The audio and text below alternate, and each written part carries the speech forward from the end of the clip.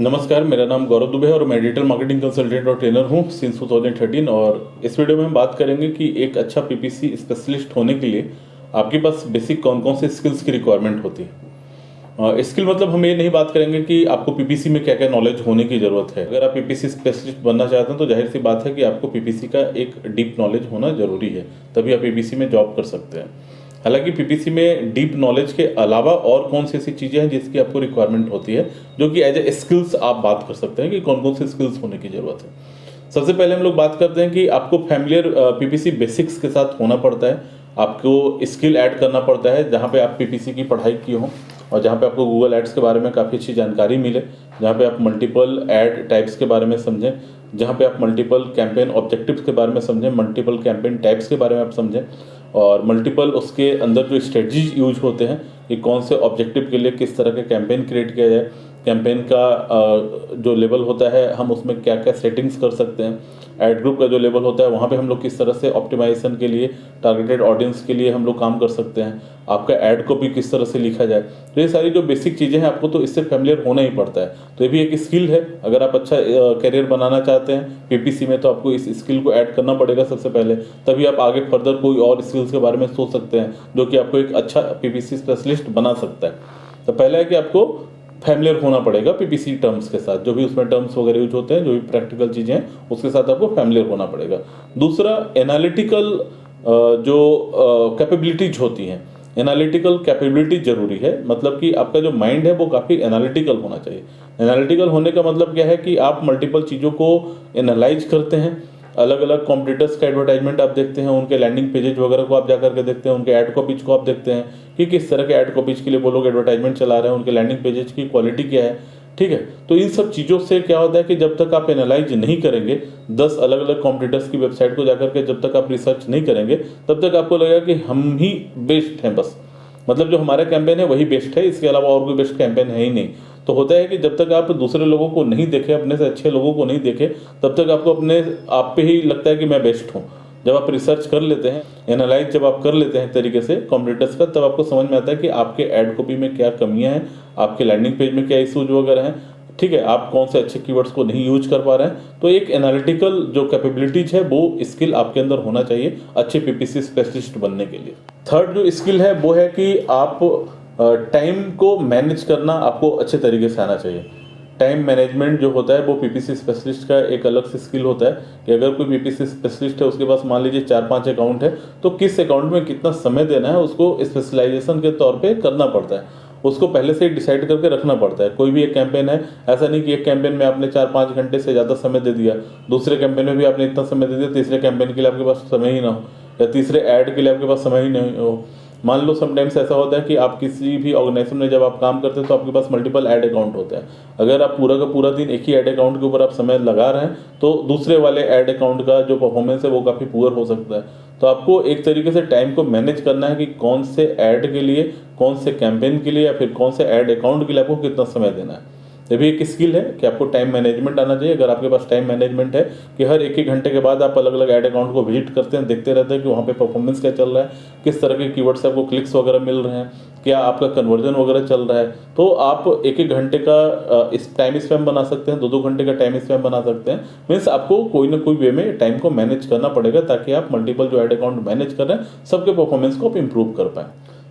Fourth skill की हम लोग बात करेंगे कि आपको टेक्निकल स्किल्स की रिक्वायरमेंट होती है एक अच्छा पीपीसी स्पेशलिस्ट बनने के लिए। टेक्निकल स्किल का मतलब क्या है कि जितने भी टेक्निकल वर्ड्स हैं, जितने भी टेक्निकल चीज़ें हैं हमारे गूगल एड्स कैंपेन के लिए, आपको उन सभी का अच्छा नॉलेज होना चाहिए। लाइक जितने भी ट्रैकिंग वाली चीज़ें हैं, जितने भी कन्वर्जन वाली चीज़ें हैं, जितने भी आपके एक्सटेंशंस वगैरह की चीज़ें हैं, जो भी मतलब टेक्निकल चीज़ें हैं। होता क्या है कि जब आप गूगल एडवर्टाइजमेंट क्रिएट करने जाते हैं तो आपके पास 2 ऑप्शंस होते हैं स्टार्टिंग में। एक तो होता है स्मार्ट कैंपेन का, एक होता है एक्सपर्ट मोड कैंपेन का। तो आप खुद से सोचिए कि जब आप एक्सपर्ट मोड कैंपेन में जाते हैं तो बहुत सारे वहाँ पे टेक्निकल टर्म्स होते हैं जो आपको यूज करना होता है अपने ऐड के परफॉर्मेंस को इंप्रूव करने के लिए। तो आपको टेक्निकली पीपीसी में स्ट्रांग होना पड़ता है एक अच्छा पीपीसी स्पेशलिस्ट बनने के लिए। फिफ्थ स्किल की जो जरूरत होती है वो होता है क्रिएटिविटी। अगर आपके पास क्रिएटिविटी है तभी आप अच्छे तरीके का ऐड कॉपी लिख पाएंगे, आप अच्छे वर्ड्स का यूज कर पाएंगे। आप ऐसे ऐड कॉपी लिखें ताकि ज़्यादा से ज़्यादा लोग अट्रैक्ट हों उस पर, ज़्यादा से ज़्यादा लोग क्लिक करें। ठीक है, क्योंकि एक नॉर्मल ऐड क्या होता है कि आपके CTR को बहुत अच्छा इंप्रूव नहीं करता, और जो एक्स्ट्रा ऑर्डिनरी ऐड कॉपी लिखे जाते हैं वो आपके CTR को इंप्रूव कर देते हैं। और आपको भी पता होगा कि CTR का एक बहुत बड़ा रोल होता है आपके ओवरऑल क्वालिटी स्कोर को इंप्रूव करने में। तो अगर आप क्रिएटिव माइंडेड हैं तो आप अच्छे तरीके का कंटेंट यूज कर सकते हैं, अच्छे ग्राफिक्स यूज कर सकते हैं अपने एडवर्टाइजमेंट के लिए, जिससे आपके एडवर्टाइजमेंट का परफॉर्मेंस काफी इंप्रूव हो सकता है। सिक्स्थ जो स्किल की रिक्वायरमेंट होती है वो ये होता है कि आपके जो कस्टमर हैं किसी भी ऐड के लिए, उनका सर्चिंग इंटेंट वगैरह क्या होता है। ठीक है, सर्चिंग इंटेंट का मतलब क्या है कि जब भी वो किसी भी रिक्वायरमेंट वगैरह को सर्च करने के लिए जब जाते हैं गूगल में, या कभी चीज़ों को बाई करने के लिए जाते हैं, तो उनका इंटेंट क्या होता है, वो उनके माइंड में क्या चल रहा होता है, वो क्या सर्च करते हैं।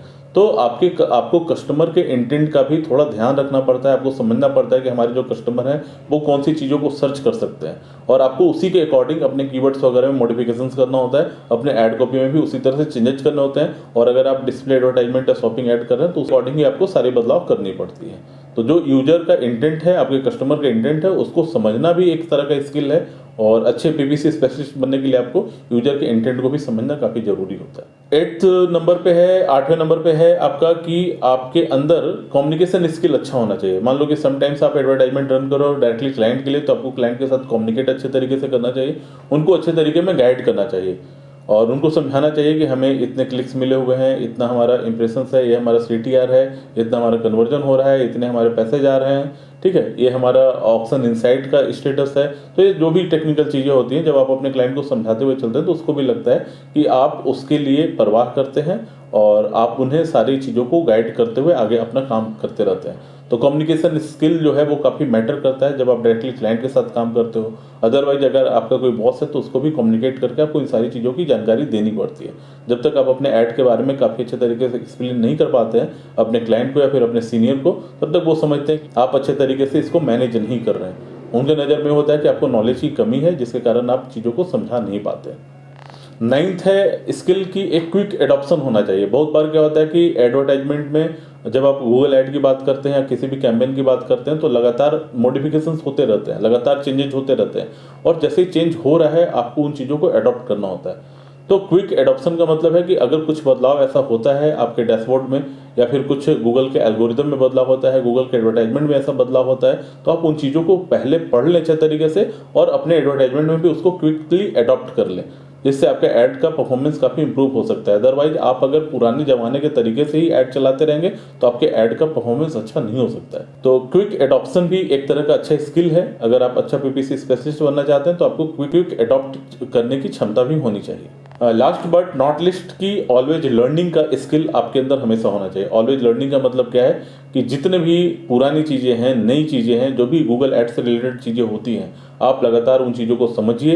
इवन कि जिस बिजनेस के लिए आप प्रमोशन कर रहे हैं, जिसके लिए आप कैंपेन चला रहे हैं, उसके बिजनेस को भी आप अंदरूनी हिस्से तक जा करके समझिए कि आपके एंड यूजर कौन है, उनके इंटेंट क्या होते हैं, वो किस तरह के प्रोडक्ट को प्रेफर करते हैं, वो कौन से प्लेटफॉर्म पे ज़्यादा बेहतर तरीके से अवेलेबल होते हैं, किस समय में उनको अच्छे तरीके से टारगेट किया जा सकता है। तो बहुत सारी ऐसी चीज़ हैं जो आपको अपने बिजनेस के बारे में, अपने कस्टमर के बारे में, और इवन कि अपने गूगल ऐड अकाउंट के बारे में समझने की ज़रूरत होती है।